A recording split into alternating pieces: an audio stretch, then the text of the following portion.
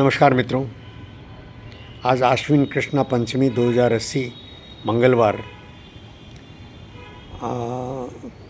3 अक्टूबर 2023 प्रातः के 7:45 बजा चाहते हैं और आज का मेरा ये दूसरा वीडियो है और करंट इश्यूज़ पर शायद ये 15वां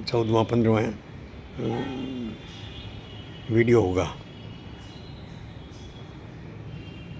मित्रों, मैं इससे पहले का जो वीडियो बनाया हूँ उसमें एक नकारात्मकता रही, उसमें पूरे विश्व में चल रहे युद्धों का, तनावों का कारण सहित, और उसमें अतीत और भविष्य मैं ठीक से देख ही नहीं पाया, इतना काला अध्याय था। अब आपके साथ ये जो दूसरा वीडियो मैं शेयर कर रहा हूँ मित्रों, इसमें मैं बचना चाहूँगा। मेरे चारों तरफ फूल खिले हैं और ये आशा भरते हैं। मैं अभी लॉबी में आकर बैठा हूँ, इससे पहले मैं बगिया में बैठा था, तो बगिया में सूरज की रोशनी के कारण से और छवियाँ ठीक नहीं आई हैं। अभी मैं लॉबी में आकर बैठा हूँ तो यहाँ सूरज की सीधी रोशनी नहीं पड़ रही है। ये मेरी बगिया का ही एक अंश है। ये लॉबी जो है ये मेरी बगिया का ही एक अंश है मित्रों। तो मैं ये बड़े से पेड़ के पत्ते, बड़े बड़े पत्ते, लगभग 10 इंच बड़े पत्ते, 10 इंच बड़े पत्ते, बिल्कुल जैसे मेरे बगिया में पेड़ ही निकल आया है।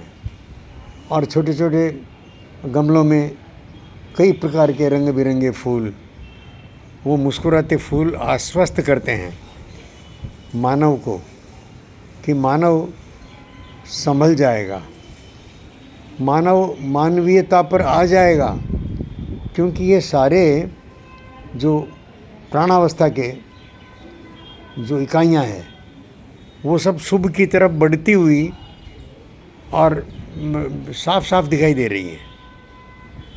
ये प्राण खींचती है, मन खींचती है, सांस लेती है और हवा को शुद्ध करती है।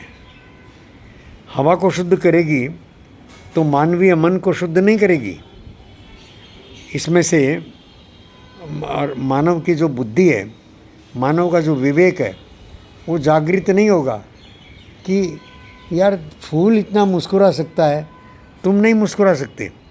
ये तो आपस में नहीं झगड़ा करते, ये आपस में, ये मेरे इस बड़े पेड़ को देख करके कोई भी ईर्ष्यावान नहीं है। छोटे छोटे पौधे, ये सारे छोटे पौधे जो हैं वो अपने अपनी मस्ती में लहला रहे हैं, खिलखिला रहे हैं। तो ये आश्वस्त करते हैं कि नहीं, हम अच्छे दिन देखेंगे, हम पूरे विश्व के मानव का मानवीय रूप भी देखेंगे। और ये शी जिनपिंग हो कि उत्तर कोरिया वाला हो मोटू, इन सब का जो विनाशकारी मनोभाव है, हम उस मनोभाव को मानवीयता के बल पर जीत करके, और अरे भाई हृदय परिवर्तन होता है। मैं अपनी साक्षी में कहता हूँ कि हृदय परिवर्तन होता है। मैं हमेशा ऐसा ही तो नहीं था। मेरी यात्रा में संघर्ष भी रहे हैं, लाठियाँ रही है, मारकाट रही है, जेल रही है।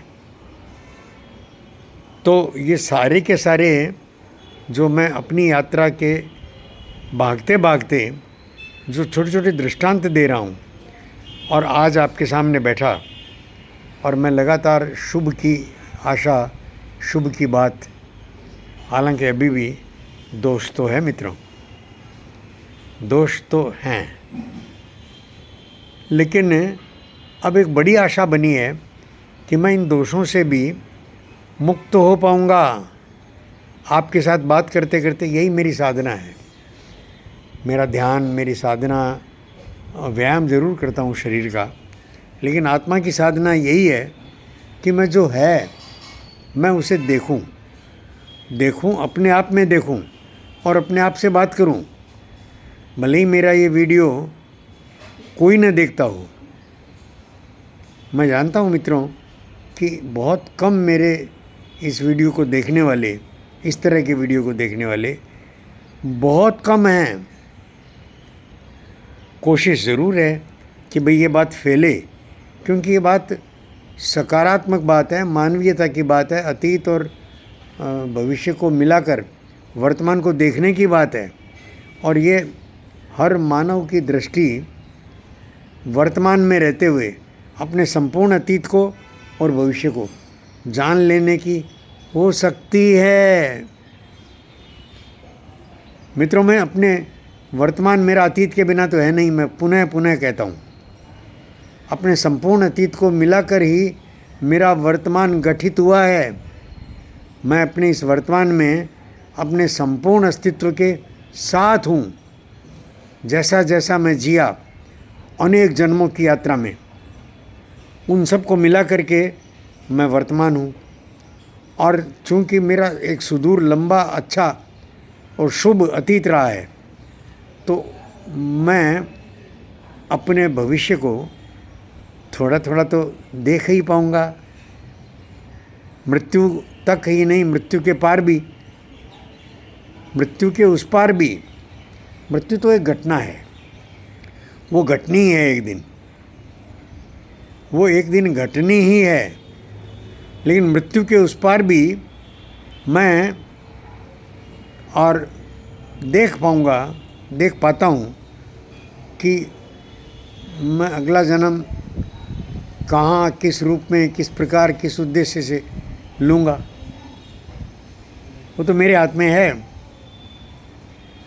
देखिए, है तो मृत्यु भी मेरी जानकारी में, मेरे हाथ में, पर अभी मैं बहुत स्पष्ट वो पल या उस पल का वो नहीं बता सकता। एक बार मेरे पूज्य पिताश्री ने, स्वर्गीय पिताश्री ने पूछा था मुझसे कि मैं कैसे मरूंगा, मेरे अंतिम क्षण कैसे होंगे, मेरे अपने, पहले अपने लिए पूछा, फिर मेरे लिए पूछा।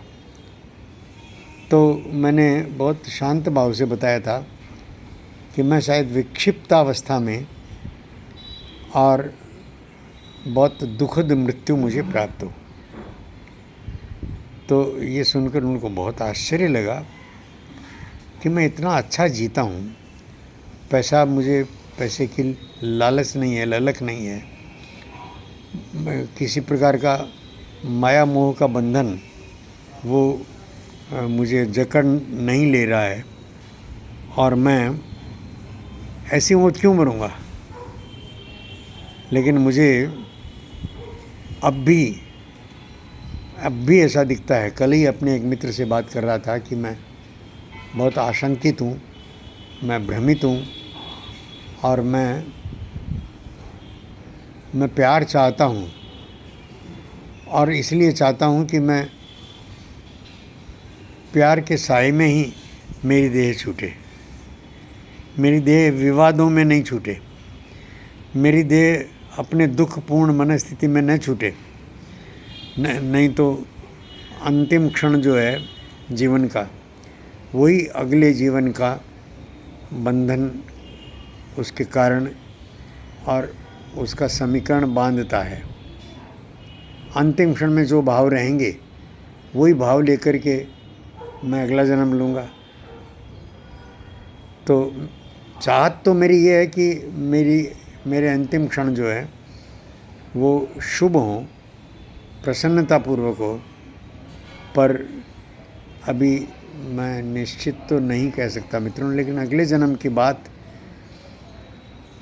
अगला जन्म जो है वो मेरी चाहत है कि धरती के बेटे के नाते, और मेरा जन्म मंगल,